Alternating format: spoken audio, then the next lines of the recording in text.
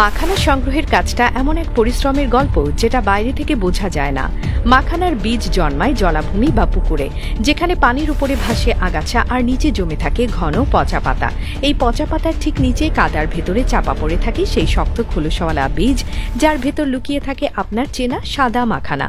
কিন্তু এই বীজ কোনো যন্ত্র দিয়ে তুলে আনা যায় না, চোখে দেখা যায় না, আর কোনো সহজ পদ্ধতিতেও পাওয়া যায় না। এটা তুলতে হয় হাতে হাতে, শরীর ডুবিয়ে, অভিজ্ঞতায় ভর করে। ভোরের আলো ফুটতে স্থানীয় সংগ্রাহকেরা নামেন মাঠে। তারা পরেন পুরনো টাইট কাপড় যাতে কাদা আটকে না থাকে শরীরে। কোমর জল পুকুরে নামার সময় সঙ্গে থাকে কাঠের তৈরি হালকা ভেলা বা ছোট নৌকা। কেউ সেটা ঠেলে ঠেলে চলে যান ভেতরের দিকে, কেউ বা পায়ে হেঁটেই পুকুরে নেমে পড়েন। এরপর শুরু হয় আসল কাজ। দুহাত পানির নিচে ঢুকিয়ে ঘন কাদায় ভেতর ঘেটে খুঁজে বের করতে হয় সেই মাখানার বীজ। এই বীজ দেখতে অনেকটা কালো রঙের, শক্ত খোলসওয়ালা এবং আকারে মাঝারি ধরনের। নতুন কেউ এই বীজ চেনার ক্ষমতা রাখে না, কারণ নিচে থাকে পচা গন্ধ, স্লিপারি মাটি, পাতার গুঁড়ো, আগাছা, ছোট পাথর, সব কিছুর ভিড়ে হারিয়ে থাকে মাখানার আসল বীজ। এই কাজটা সম্পূর্ণ নির্ভর করে অভিজ্ঞতা ও হাতের স্পর্শের উপর। যিনি এই কাজে অভ্যস্ত তিনি কেবল বুঝতে পারেন কোনটা কাদা, কোনটা পাথর আর কোনটা মাখানা। ঘন্টার পর ঘন্টা ধরে ডুবে থাকতে হয় ঠান্ডা পানির মধ্যে। কখনো কড়া রোদ, কখনো ঝিরঝির বৃষ্টি, আবার কখনো কাদায় পা আটকে যাওয়ার কষ্ট। সবকিছুকে পাশ কাটিয়ে একজন সংগ্রাহক দিনে প্রায় 15 থেকে 20 কেজি পর্যন্ত কাঁচা মাখানা তুলতে পারেন। এ মাখানা একেবারে ভেজা অবস্থায় কাদা মাখা ও মাটির গন্ধে ভরা থাকে। পুকুরের নিচের কাদায় হাত ঢুকিয়ে যতই তুলতে থাকেন, শরীর তখন ধীরে ধীরে ভারী হয়ে আসে।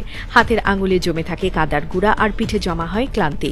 এই সংগ্রহের কাজ চলতে থাকে দিনের পর দিন, পুরো মৌসুম জুড়ে। তবে সবচেয়ে বড় বিষয় হলো এই কাজটা চোখে দেখা যায় না। আপনি বাইরে থেকে শুধু ভেলা ভাসতে দেখবেন, মানুষজন কোমর জল দাঁড়িয়ে আছে দেখবেন, কিন্তু পানির নিচে কি হচ্ছে, কতটা খোঁজাখুঁজি আর নিখুঁত স্পর্শের খেলা চলছে তা কেউ জানে না। এখানে না আছে মেশিন, না আছে প্রযুক্তি, শুধু মানুষের শরীর, হাতের হাড্ডি, মাংস আর বহু বছরের চর্চা। অনেকে এই পুকুরেই ছোটবেলা থেকে বড় হয়েছে। সেই ছোট্ট বয়সে বাবা বা কাকার সঙ্গে নেমে নেমে দেখে এসেছে কোন কাদার তলায় মাখানা থাকে, কখন পচা পাতা নেড়েই কিছু পাওয়া যায় না, আর কোন মৌসুমে বীজ বেশি হয়। এই জীবনটাই মাখানার সঙ্গে জড়িত থাকে। এটা তাদের কাছে শুধু পণ্য নয়, বরং একটা হাতে কলমে জানা সত্যি, একটা জমাট অভিজ্ঞতা।